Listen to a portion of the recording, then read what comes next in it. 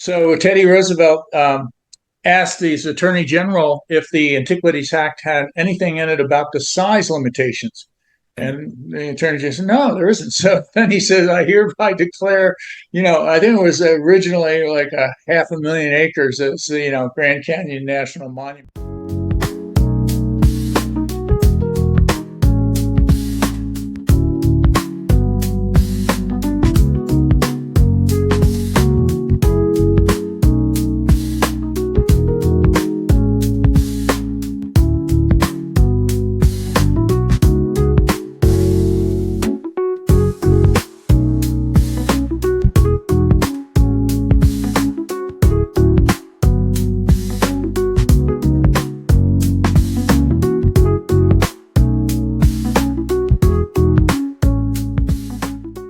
Hello, I'm Layne Hartsell with the Korea IT Times, and I'm here with George Wuerthner. He's the former Ecological Projects Director for the Foundation of Deep Ecology.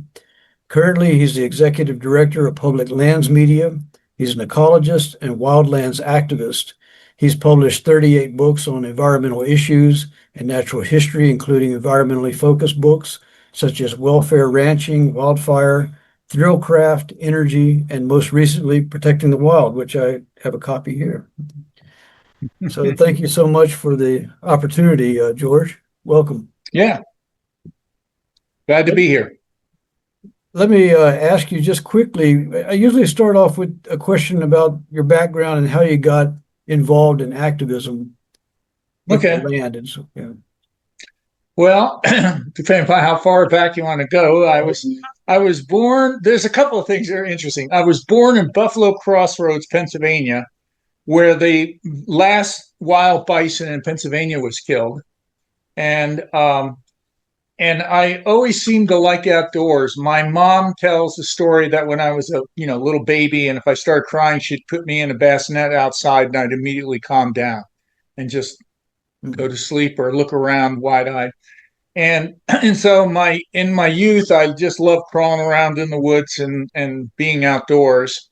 And that went, to the point where I got real interested in birds. Like I think an uncle gave me a bird guide, like when I was 7 years old or something. And so that was my first sort of ability or interest in nature, from a more, you might say, scientific or organized way.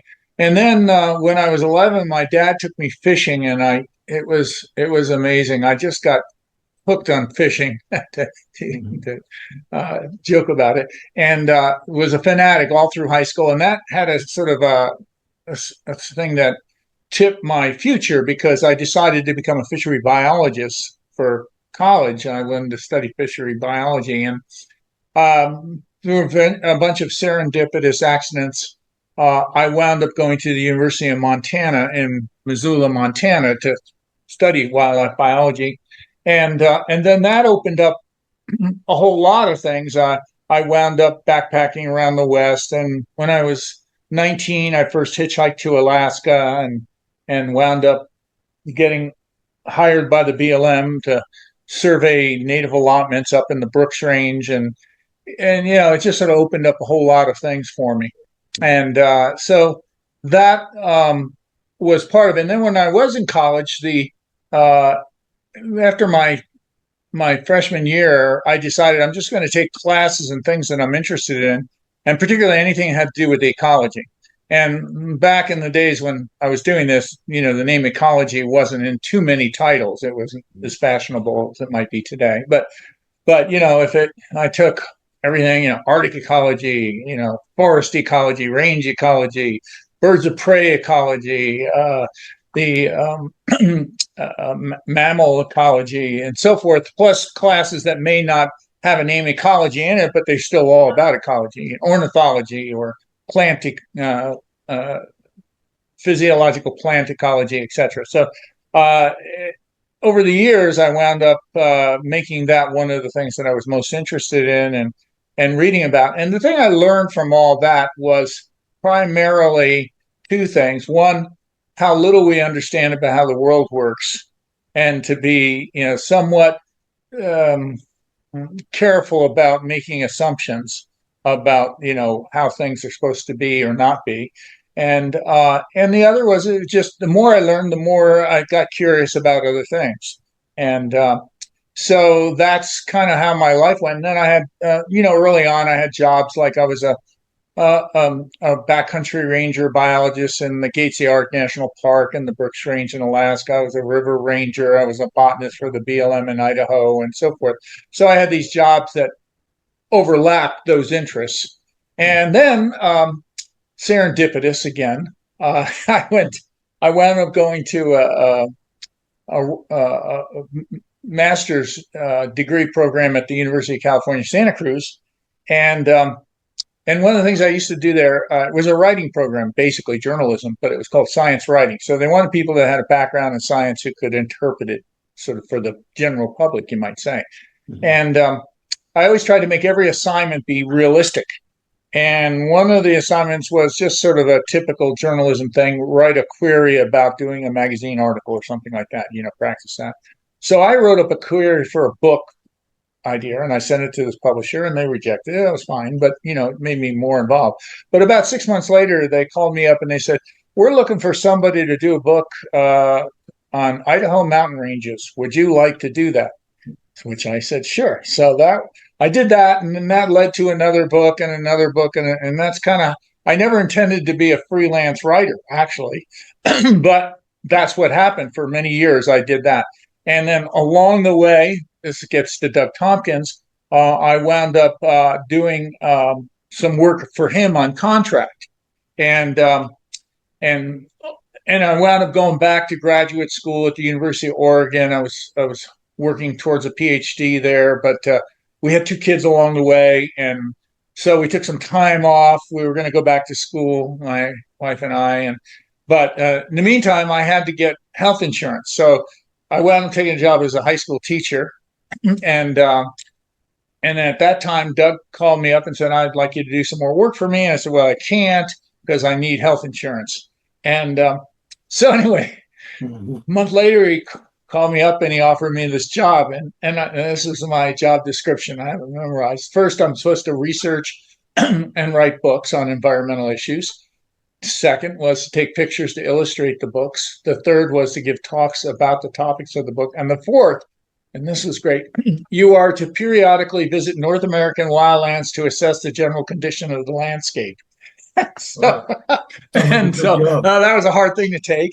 And he said, you can live any place you want, take time off when you need it, send me a letter once a month, tell me what you're doing. And so that's how I got to work for Doug for about a dozen years.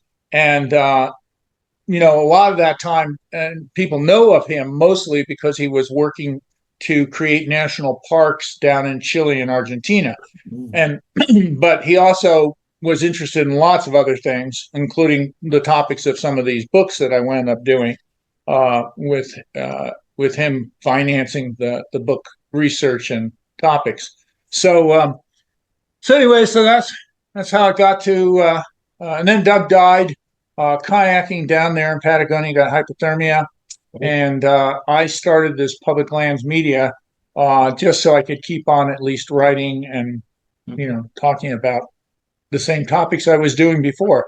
And I have to say, the wonderful thing about working for Doug on any of these book titles is I would be able to focus on whatever it was. We did a book on energy. It's a good example. For 3 years, I did nothing but read articles about energy. And I took some online classes from the University of Texas about oil drilling and so forth. In other words, I've got it here, actually. It's got the an oil rig on the. Yeah, yes. Yeah. And so I was really able to get into a subject matter probably more than most people ever can do, because that was, I woke up in the morning, it was everything from Google articles to books, etc., and traveling around taking photographs for the book so I could see things firsthand, and all that for with Doug's help and approval. So I had opportunities to get to a point where I felt like in a lot of cases, why there would always be somebody who'd be, a specialist in some aspect of energy, let's say. But in terms of having a broad overview of the issue, by the time we were pulling the book together, I felt pretty confident that there weren't a whole lot of other people that had the same kind of overview of that time. So, and yet, and those still things are useful to me even today. For example, using a current issue, the Trump has opened up or wants to open up the Arctic in Alaska to more oil drilling. And a couple of things that I realized from doing the book, and it may seem minor to most people, but the oil companies need a certain bottom line on the price of oil to justify drilling. So if the price of oil goes too low, then they can't justify, doing exploration in some place like the Arctic. It just becomes too expensive. So uh, that's something. So just because he opens it up to drilling doesn't mean it will get drilled, is what I'm trying to say. It all depends upon world oil prices, and that's another thing that's a little beyond. He tries to say he's going to make the United States independent on oil, but we're the biggest exporter of oil in the world, number one, and right now oil prices are higher partly because of the war in Ukraine and embargoes against Russian oil. And, if Russian oil were more available, or the Saudis tried to put more oil on the market, whatever, then that would lower the price to the point where there would not justify drilling in the Arctic. So anyway, those are some of the things that I learned along the way that helped me today, even though I'm, not doing specifically anything on oil and gas. George, let me ask you about the literary part. So let's take, for example, the land system in the United States, the national Yes. parks, the wilderness, and the forest system. Let me ask you about that, and then bring that up to the current, say, administration, like what you're talking about there, the logging that we were talking about earlier. Let's go back to, say, Muir and Lincoln and Gifford Pinchot. The debate going on at that time, of course, it was called value of the tree, but Yellowstone came online as a national park, and then came Yosemite. Can you talk about how this started and what the value that came up for us as in generations later?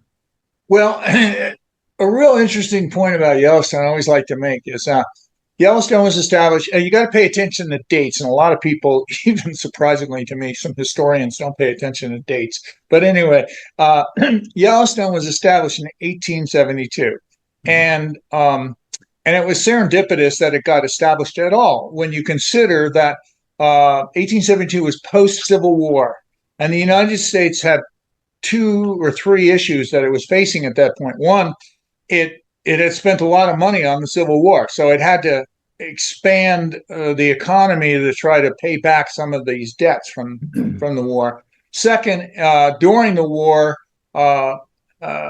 development, you might say, of the Western United States was put on hold because of the war.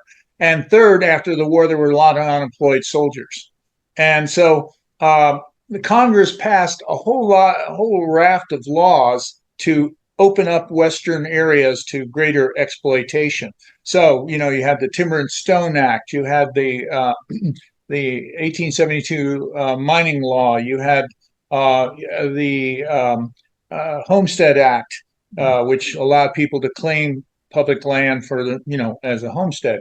You had railroad law, giveaways of public terrain to the railroads for building railroads across the West. So all the stuff was designed to get the public domain into private hands and hopefully economic development.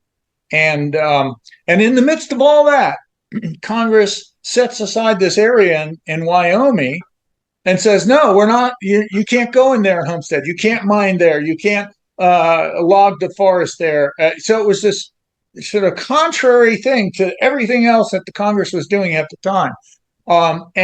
And so that's the first thing that's kind of remarkable about it. And then because it got set aside like that, and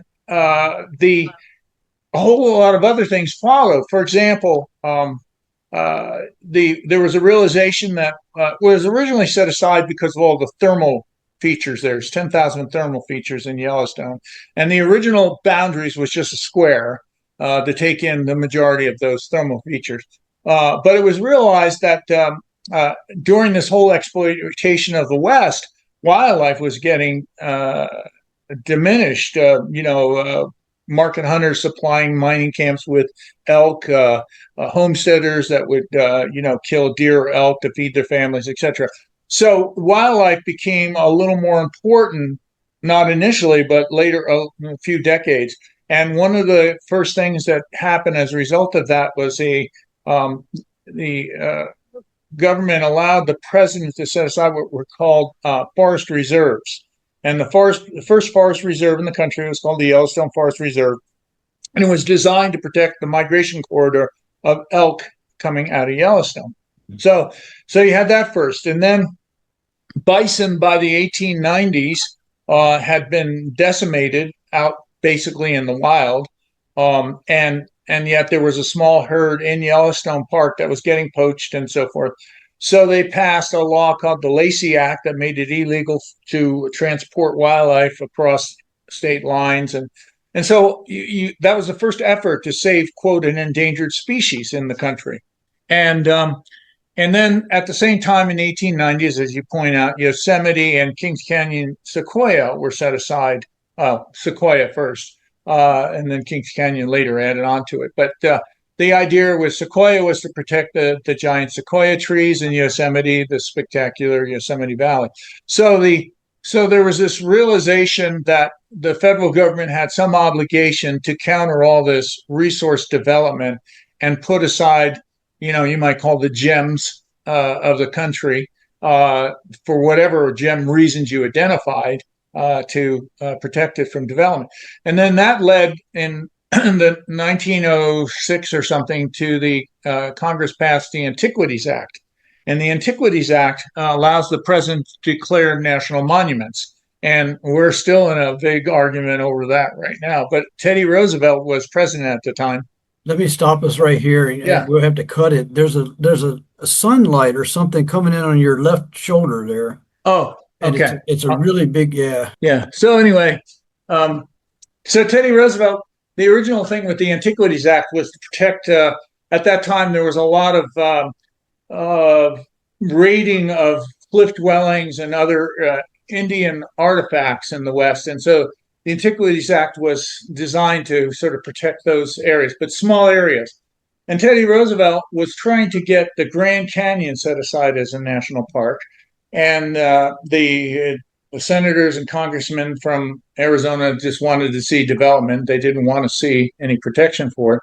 So Teddy Roosevelt asked the attorney general if the Antiquities Act had anything in it about the size limitations.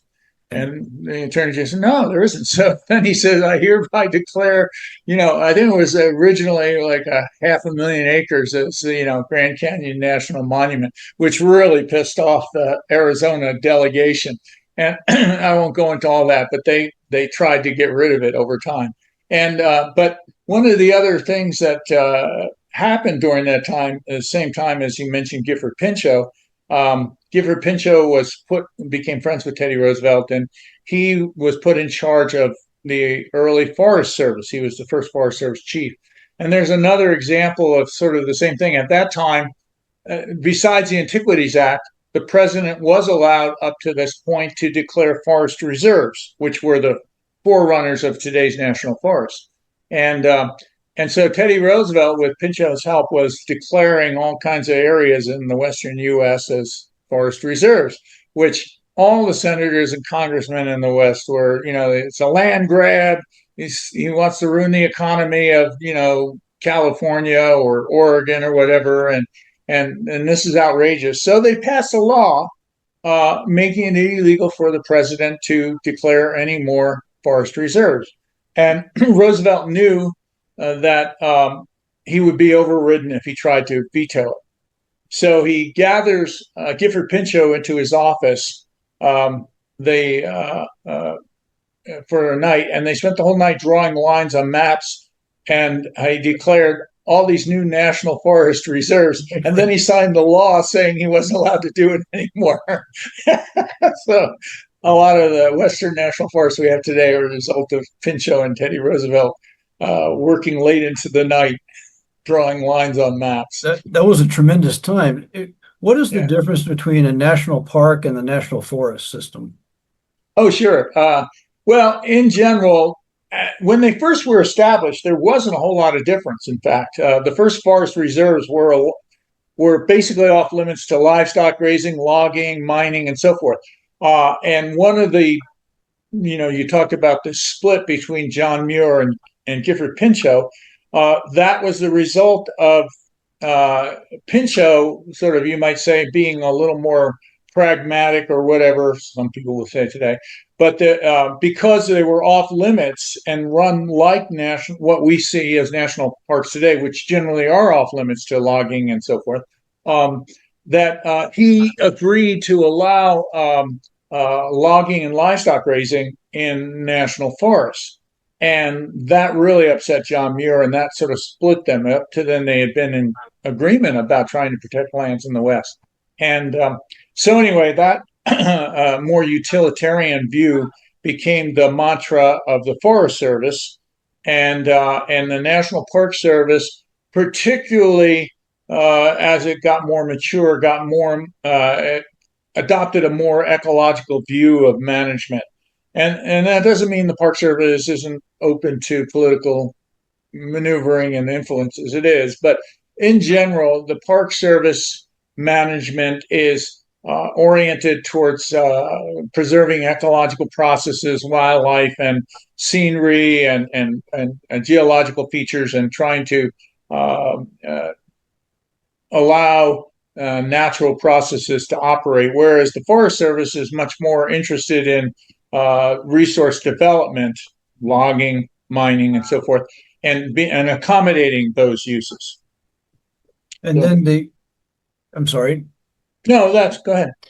So, and then later came the Wilderness Act, which was another tremendous step forward trying to protect the area. So, can you talk about that and then move into what's happening today?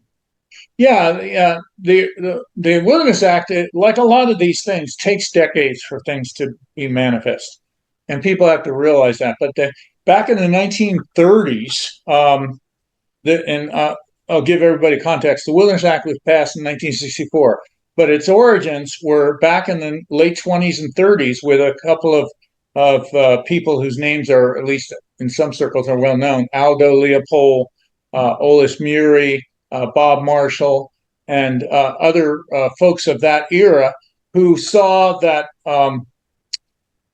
particularly cars and roads were being developed into very remote areas. And they were worried that eventually a lot of these uh, formerly remote wild places would be citified, and wanted to preserve those areas as natural. And so they started lobbying for some sort of legal recognition for it. And Bob Marshall was able to get the Forest Service. He was working for the Forest Service at the time. He was able to get them to implement a thing called well, there were various names, but the ultimate one was primitive areas. That was the last one, where they would designate primitive areas and basically were forerunners of today's wilderness areas. Okay. And the Forest Service said, we're not going to touch these areas. But the problem is it was administrative. In other words, a new forest supervisor could come to an area and decide, okay, this primitive area, we're going to log it now. So people saw that as a problem, and they started lobbying for congressional legislation that would make it difficult to change the status of these lands. And that was the 1964 Wilderness Act. And many of the early designated wildernesses under that act were formerly Forest Service primitive areas. And, they'd be well known places today: the Sawtooth primitive area, the Three Sisters primitive area, the High Sierra primitive area. That's now the John Muir Wilderness, and so forth. So the Wilderness Act doesn't allow roading. It doesn't allow mechanical access. In other words, even wheeled vehicles of any sort. And it has one compromise that has implications even today, which was that livestock grazing was allowed to continue in wilderness areas, which certainly is a contradiction with the general theme of it being a natural area. But it did prohibit new mining, oil and gas development, new logging, etc. So and it's um, a legislation that is can be put over any other federal land. In other words, you can take Forest Service land and make an area a wilderness area. National park land can have an overlay of wilderness. Fish and wildlife refuges can have an overlay of wilderness. So it became a system that says that wherever an area is designated as wilderness, it's going to have it where uh, nature is supposed to be given the primary emphasis in management. You were talking in one of your other interviews. I thought was interesting that you were talking about how rich these areas were. Like Lewis and Clark, you were talking about this. I forget when it was when they were there at this time, but the beaver dams and were so thick that they couldn't get across. And Yes. yeah, can you talk a little bit about how rich these areas are? And that's why we wanted. Yeah. Well, that particular part, Lewis and Clark they left St. Louis, Missouri in 1804 and went all the way to the Pacific coast by way of the Missouri River and the Columbia rivers, and then back to St. Louis by 1806. And on their return, they split up near Missoula, Montana, and one half of the expedition traveled through what is now the Gallatin Valley, where Bozeman, Montana, is located. And that's where they encountered all these beaver dams and ponds, and they were traveling by foot, hiking, and they just, with horses and getting around. They were constantly having to, go way out of their way to get around all the beaver dams that were there. And an interesting thing, the Gallatin Valley got to be known as one of the richest valleys in Montana for farming. And part of the reason for that, I would say, is that these beaver dams held back all this sediment and made for very rich, loamy soils. Mm-hmm. And then, of course, there was after Lewis and Clark in 1806, it was already starting. They met some fur trapping expeditions that were coming up the Missouri River, even as they were going back to St. Louis. And they were coming up the Missouri to exploit beaver trapping. And over the next, by 1840s or so, the whole West had been trapped out. Not that beaver were extinct, but they were eliminated from a lot of places, including they were very rare in places like the Gallatin Valley. And then when the first settlers came with the Homestead Act and mining and so forth, they found this rich soil that they could farm. And so anyway, that was, but that's the change, some of the changes. And people, I call it landscape amnesia in the sense that people don't know what the landscape was like, and they accept whatever they encounter in their life today as being the norm. And I have a story to tell about that. I moved to Vermont for a short time. Landscape amnesia, which is people's perception of what is normal, is shaped by their experiences today, and they often forget or don't know what it was like. And so it affects their motivation. So a big controversy in the West has been protecting old growth forests, and activists would climb in trees to prevent it and block roads to keep bulldozers out and so forth. And then I moved to Vermont, and shortly after I got there, I attended this meeting where the Fish and Game Department was having a discussion about whether to log one of their wildlife management areas. And person after person got up and said they needed to log it to create more deer habitat, because the deer like early successional plant species and young growth. And finally, a guy gets up and he says, "We got to do something about the old growth problem here." And I'm like, finally, somebody is going to bring up some issue. He says, "The problem is we have too many old trees." And this is, it was like shocking, because to these people, old trees were trees that were 10 or 12 inches in diameter, because most of Vermont historically was clear cut for farming and or logging. The largest area of virgin old growth in the whole state of Vermont is 100 acres in size. And there's other patches, but that gives you some idea how complete the logging and farming had denuded the forest.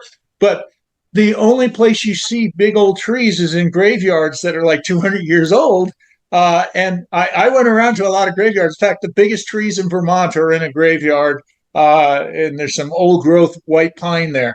But most people, unless you go out of your way to see them, you have no idea what the potential is for forest there to get to this larger size. And the understory is different. There's a lot less vegetation. There's a lot more logs on the ground. The same characteristics you find in old growth forests in the West. But because people there haven't seen those, expansive areas of old growth in Vermont for centuries now, they have no idea what it was like and how degraded Vermont is. And it was a continuous thing I was up against, was how degraded Vermont was, and people living there all say, "Isn't Vermont beautiful? It's so natural." But no, it's not. It's the forests have been wrecked. The rivers are full of sediment. There were areas where there were 2 feet of sediment you could attribute to about a decade of sheep grazing back in the 1850s and 60s, where all this soil was stripped off of the mountains and into the rivers. And you can see that time period because of the vegetation that was eliminated. Anyway, so landscape amnesia affects people everywhere, and it's the kind of thing where you could live in a big urban city and think that sort of pale blue sky is the norm when it's just polluted sky, for example. Right. And so we adjust. And it's a problem when you're trying to get people. So my point is, in the West, it was easier to rally people to save old growth because they could still see a lot of it and they knew what it was supposed to be like. In Vermont, nobody had an idea. So when I got up and said, well, we've got to protect more trees to allow them to get to be an older age, I was like, the only person giving that kind of talk about the need to do that. Yeah, it's really interesting because the people at the time, 130 years ago, Muir, for example, he was writing a lot. There was Thoreau, of course, about 80 years right. before that. And, so this started to come up. But by the time you get to, say, like 20th century, the U.S. just goes off, like, with all of the, everything. But I have a picture here that we were talking about how much wildlife was around. And I have this picture of the skulls of the bison that are piled up with the man standing. Right. I want to show that to people and then ask you if you can comment on this picture. Yep. So this is late 1800s? Yeah. And these are bison. What right. happened at this time? Well, I'll tell you. Well, the story that you hear is a little more nuanced than what really happened. But basically, there was abundant bison. Nobody knows how many. There's various estimates from 10 million to 100 million lived across the Great Plains. And bison were found at one time all the way back to the East Coast. That's why you have a Buffalo, New York. That's why I was born at Buffalo Crossroads. And so, but that happened. Go back in history a little bit. Back in the 800, 900 AD through about 1300 AD, there was a massive drought across the West and warming. And bison basically left the Great Plains. But due to that warming climate period, there were more wildfires in eastern forests that would normally not burn very much, creating a lot of little patches of meadowlands, you might say, or grasslands. And bison moved eastward during that time period to places, like Illinois, Ohio, into, Western New York, etc. And so you had bison being in that region. But then we had a change in the climate. By the way, during that time period is when the Anasazi Indians abandoned their cliff dwellings in the Southwest because of extensive drought. It's also the same time that the Vikings colonized Greenland, which was greener then because it was warmer and so forth. Mm-hmm. So in any event, that climate changed and climate change, I'm mentioning it because climate change is such a big variable in so many things today that people don't appreciate. But anyway, the bison, then we had the Little Ice Age. And at that point, the Great Plains became wetter and moister, and it became just ideal habitat for bison at that point. And so it's very well possible that when the first Europeans were coming across the Great Plains, like Lewis and Clark and other early explorers, the fur trappers, and so forth, they were seeing bison at their maximum numbers. And and during this time, an interesting historical fact is that in the sometime in the 1600s and into the 1700s, tribes started to get the horse, which changed their whole economy. Up until that time, hunting bison was just really happenstance. I mean, you could sometimes get some bison to charge over a cliff, and you could kill 1,000 bison at a time or something like that. But that probably only happened once every 50 years that things would line up that you could do that. But and you certainly couldn't hunt bison very well, very far from your villages. You're not going to backpack a bison back to the village, right? So the effect of Indian hunting on bison was pretty minimal in terms of their effect on the population. But once they got the horse, it changed everything. The horse allowed tribes to, one, follow bison. And one of the ecological adaptations of bison is movement, migratory movement. They just move randomly, and not because they've eaten everything up in one area or whatever, but it's partly a way to avoid predators and so forth. In other words, if we stay in one place long enough, the predators figure out we're here, so they move a lot. But with horses, the tribes could follow them around, and they could hunt them efficiently. And then so you have this whole what we think of as the North American Indian sort of model, I call it, where the Indian on horseback and eagle feather headdress and so forth. That culture only lasted about 100 years. And but it's sort of how it framed our imagination. Well, during that time, in the Indian hunting actually started to have a significant impact on bison numbers. So bison numbers declined in a lot of places as a result of tribal hunting. Like, for example, by 1840, there were no bison essentially left in Idaho, in western Wyoming. They were gone from places like Manitoba and a lot of North Dakota and South Dakota by the 1850s. They were gone from parts of Texas and so forth by the 1860s. And this is all before the large-scale commercial bison hunting that occurred after the Civil War. Again, getting back to unemployed soldiers coming out west and the creation of railroads, which allowed bison hides to be shipped back east. So anyway, the point of it being is that bison were already in decline due to tribal hunting. And people have to realize that bison hides were the main source of trade for tribes. So that's how they got guns. That's how they got ammunition. That's how they got blankets and anything else, and metal pots, whatever they wanted. And so we have a pretty good record because the trading post kept records of who brought in hides and how much and all that kind of stuff, the numbers. And then, of course, they were eating bison too. And there's some evidence to suggest that tribes in populations increased during this time period because they had better food. And more reliable food with horses being able to get the bison. So anyway, by the time the picture you have is the end result of this commercial hunting that started in the 1870s. And another misnomer about it, which is interesting, is that a lot of people were outraged by the slaughter. And Congress actually passed in 1874 a law, or I should say, both House and Senate passed the legislation. It did not get signed into law, but the legislation restricted hunting of bison to only food. You couldn't kill them for hides and so forth. And but it didn't get signed into law. A fluke. General Grant, who was president at the time, was out of town, and it passed. It got pocket vetoed in a sense. But anyway, the Congress saw it as a problem. The state of Montana territory actually passed legislation making it illegal to kill bison too. So there was this early, a late, I should say, attempt to try to preserve the last bison herds. But that with the railroads particularly and new rifles that could shoot at a long distance, the slaughter went on unabated. And by the 1880s, bison were essentially gone from most of the West. I mean, it was a very short period of time.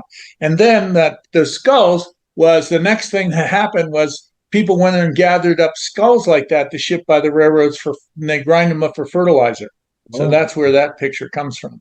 And anyway, and then this leads to Yellowstone because one of the last wild bison herds in the United States was left in Yellowstone, and poachers could get a lot of money for a bison bull head, and so we're killing bison in the park, and that led to in 1886 the U.S. government assigned the U.S. Army to patrol Yellowstone to prevent the poaching of bison and other wildlife.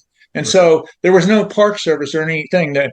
And when the park was first established, there was a part-time superintendent, and that was it. Maybe a couple of seasonal people in the park, and they couldn't do anything, to stop poaching. It was impossible. So that's why the Army got assigned there, and the Army ran our national parks, including Yosemite and others, until 1916 when the National Park Service was established. During that time, you mentioned the Lakota Sioux. When Yeah. was Sitting Bull and Crazy Horse and Little Bighorn, was that during this time where the bison were in the largest amount that they had? Yeah, basically, okay, and this is another interesting thing. A lot of tribes, people don't, you hear about my tribe has lived here since time immemorial. It depends upon if you're talking about North America or a specific spot, because tribes were constantly mobile and, raiding other tribes, taking over territory. So, like the Sioux were situated in the Great Lakes region in the 1500s, 1600s, and gradually moved out onto the plains, especially after they got the horse and adopted that lifestyle. And so Sitting Bull and those guys, a Crazy Horse, etc., were advancing into Montana, taking over territory of other tribes like the Crow Indians. I have a quote from the head of one of the chiefs in the Crow who said he wanted to see the Sioux exterminated. And the Crow helped. They worked as guides with the U.S. Army trying to fight the Sioux. So there was a lot of hostility between these tribes because they were constantly taking over each other's territories. Anyway, that was in the 1870s. So Little Bighorn, where Custer got his last stand, was in 1876. Okay. And then there were a couple other, quote, Indian wars along that time, like the Nez Perce traveled through Idaho and Montana and almost made it to Canada. That was 1877. And then there was another sheep eater war, which was 1878. So there was this whole series of, and then prior to that, in the 1860s and 70s, there were a lot of conflicts. But people, one thing to keep in mind, two things.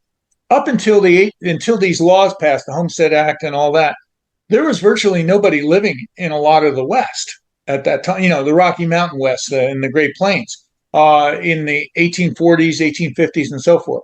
So the idea that white settlers were killing off the bison in those days, no, there was a few trading posts. There were no towns, and the area was basically Indian territory and under Indian control.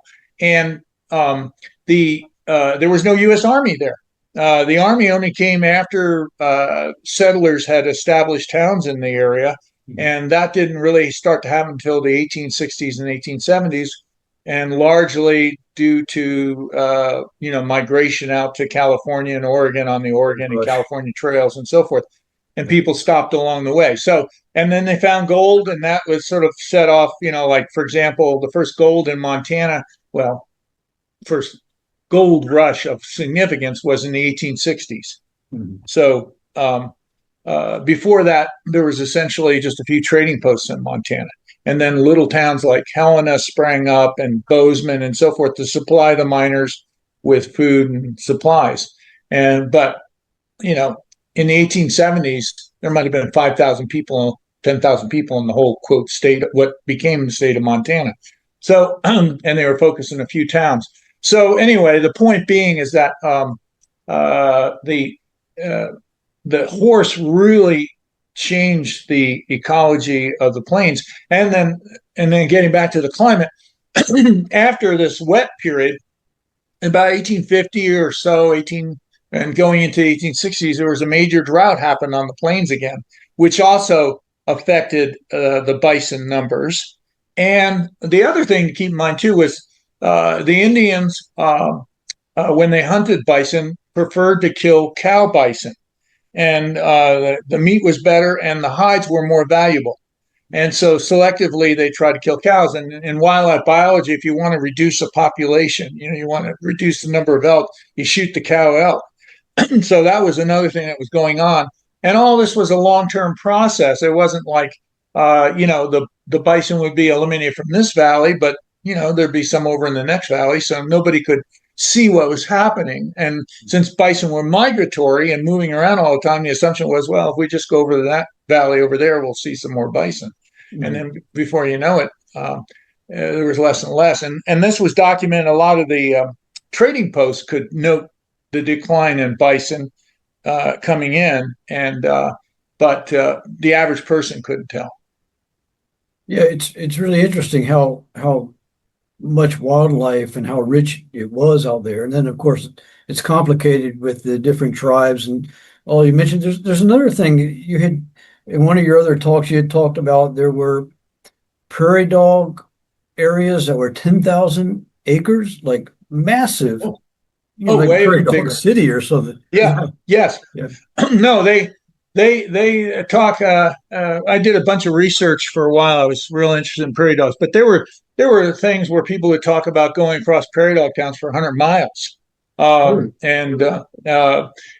prairie dogs were very abundant on the Great Plains, and particularly there's several species of prairie dogs, but the ones that people know about, blacktail, are on the plains. And then they were decimated because when the cattlemen moved in, they started poisoning prairie dogs because they saw prairie dogs as competing with their cows, which is kind of ridiculous because research shows that the prairie dogs enrich the remaining grasses that grow back so that the cows can do better on the forage that's left. But nevertheless, that's a big myth out there, and we're still poisoning prairie dogs. And then prairie dogs got plague too, which decimates whole prairie dog towns today. The black plague that Deanna Meyer says that they would even create their own weather around these prairie dog areas. It would create like their own weather. Well, sort of, yeah. The bison were attracted too, by the way, to prairie dog areas too, because the forage was richer. Right. So you had this, and there were all sorts of animals that were associated with prairie dog animals, from rattlesnakes to burrowing owls, etc. And it's interesting. I visited a place down in Mexico, of all places. Hanas, Mexico, has the largest prairie dog populations left in North America, and the reason is because the Mexican government didn't have the money to try to poison them all, and so you have these something like where you can see thousands of acres of prairie dog towns down there. Wow. And it was amazing to go there for me. I saw lots and lots of burrowing owls and various hawks, birds of prey, golden eagles that were associated with the prairie dog town, and they reintroduced black-footed ferret, which are associated with prairie dog towns down there, and even bison down on these towns. So the area now is richer today than it was just 20 or 30 years ago. But the prairie dog towns are the center of this restoration. With all of this biodiversity, of course, we're losing a lot of biodiversity. One of the thoughts I had was, and you're the perfect person to ask about, what balance of governance do you have within these kind of areas? So we have a federated system, you have the state system, and then you have the federal. And do you work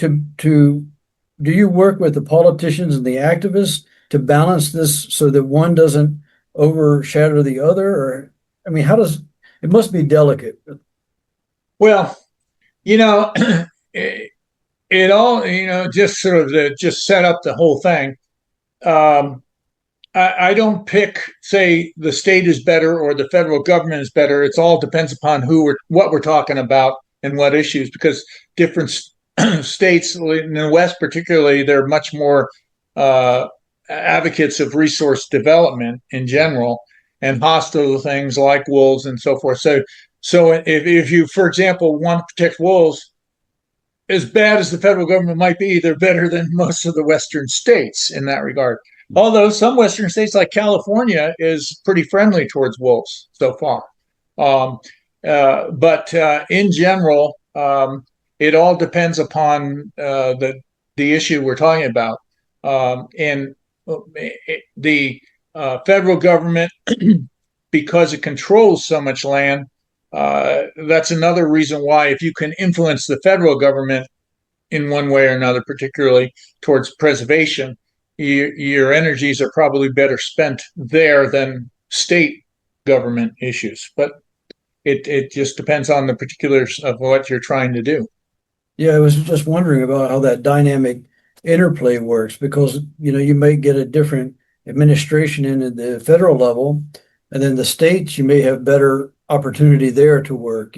So Yeah, there's an interesting statistic I saw that something like, what is it, 20% of California is protected, and California has like what the fourth largest economy in the world, and all of a sudden, but people hate California. I mean, California right. is like funding, what, 80 some billion dollars profit into the federal system. Can you talk a little bit about Oh how? yeah, it's one of the ironies in general is that the low population rural states, Wyoming, Alaska, and so forth, are the takers from the federal government. In other words, more tax dollars go back to those states than they send to Washington, D.C. And states like California and New York or New Jersey, etc., are givers. In other words, California sends more money to the federal government than it gets back Right. in its state. And so that's, but most people in rural areas don't know that. You may have remembered how the Bundys commandeered the Malheur Wildlife Refuge a number of years ago.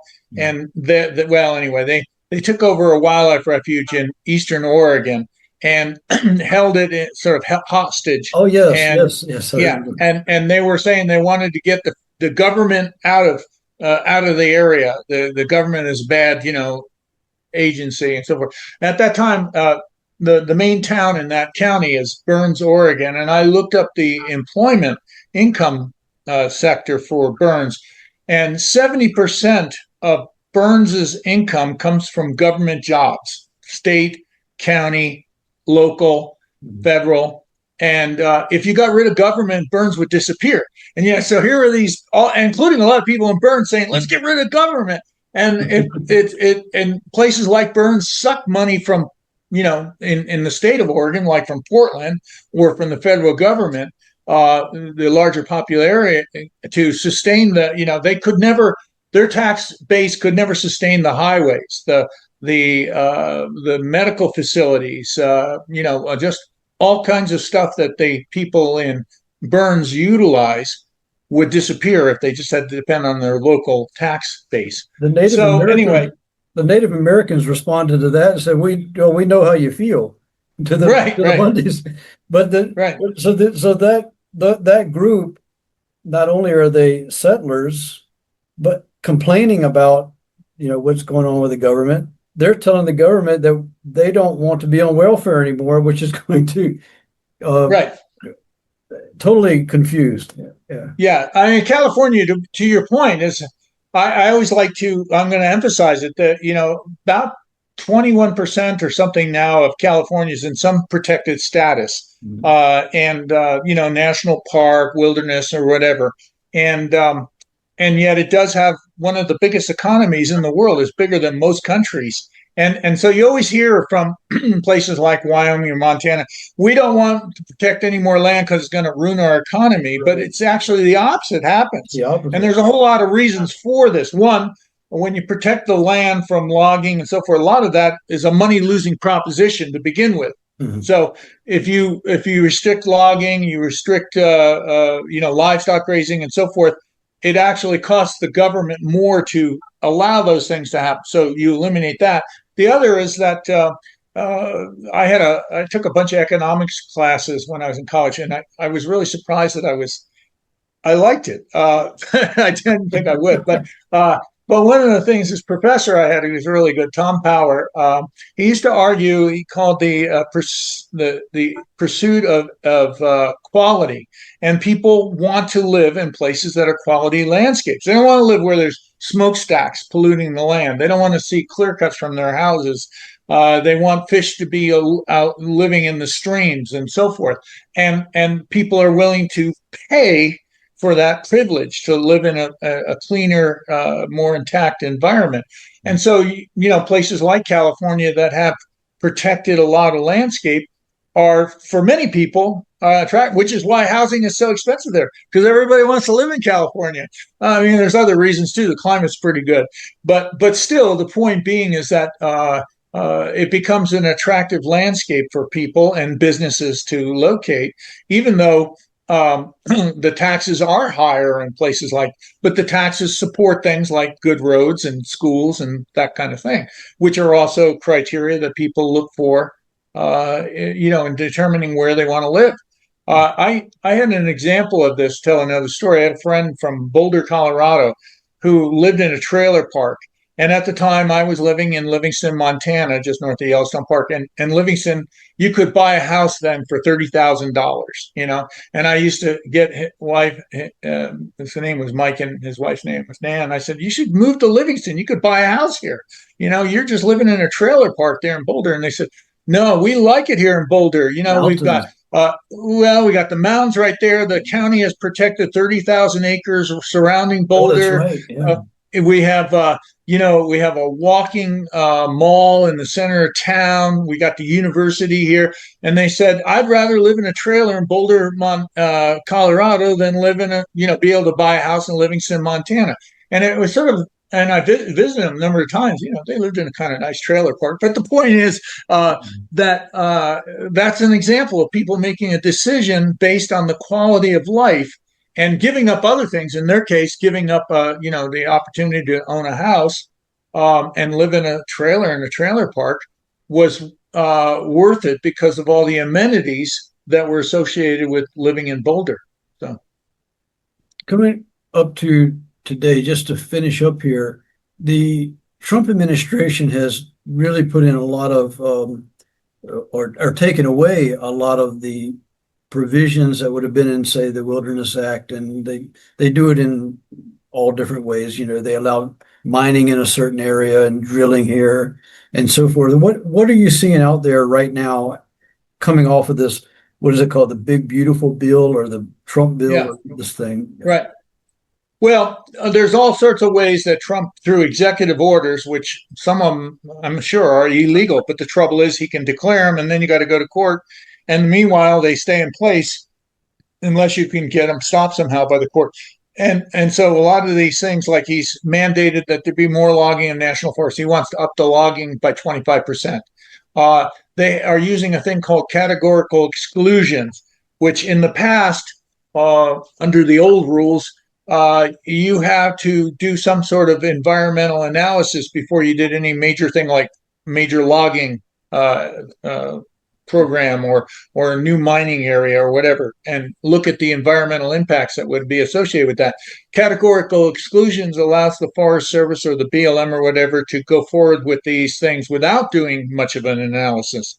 And so it hastens, it limits the opportunity of the public to object to and know what's going to happen, and also hastens the development. And there's, he's by proclamation said there was going to be more oil and gas drilling. He's allowing more through various proclamations, speeding up mining of certain minerals on public lands. And so all these activities are designed as basically to get more resource development and, of course, benefit largely the companies that do this resource development. And it's sold to the average person, in particular in rural areas. Well, we're going to create more jobs for you, but that's baloney these days. I'll use logging as an example. You go out and you see how logging's done today. They got feller punchers where they used to have, 10 lumberjacks out there with chainsaws. Now they have this one machine that can saw through the trees and pile them up. And then you get to the mill where used to have all kinds of people employed there. And now a lot of it's computerized and automated so that the number of jobs that creates is much less than was in the past. But people are still, this economics professor I had was great, Tom Power. He said most people know what their economy was like in the past. They have no idea what's happening now, and they can't predict the future at all. And that's how a lot of us look at things. Oh, we used to be a logging town. We can be a logging town again. No, you can't, because the whole emphasis has changed. For example, most logging in the United States now takes place in the Southeast. Companies have moved to the Southeast for several reasons. One, you can grow trees year round there. You don't have snow to keep you from logging in the winter. Labor is cheaper there and so forth. So the idea that just because he says, let's have more logging on national forests in the West, that old timber towns are suddenly going to be revitalized is not going to happen, because timber companies, they have stockholders, and their stockholders, they have financial duty to make a profit. And it's more profitable to have logging in the Southeast than it is in some place like the Rocky Mountains of Montana, where it takes 100 years to grow a 10-inch tree, and you can grow a 10-inch tree in 10 years in Georgia. So why would you want to log? So once they've gone through these areas a lot of times and took the cream off of the forest, I'll use that as an example, the big trees and logs, they're not going to come back again just because of a proclamation like that. So we'll see. I've been speaking with George Wuerthner of Public Lands Media, and in the spirit of Aldo Leopold. Thank you so much. You bet. Thank you.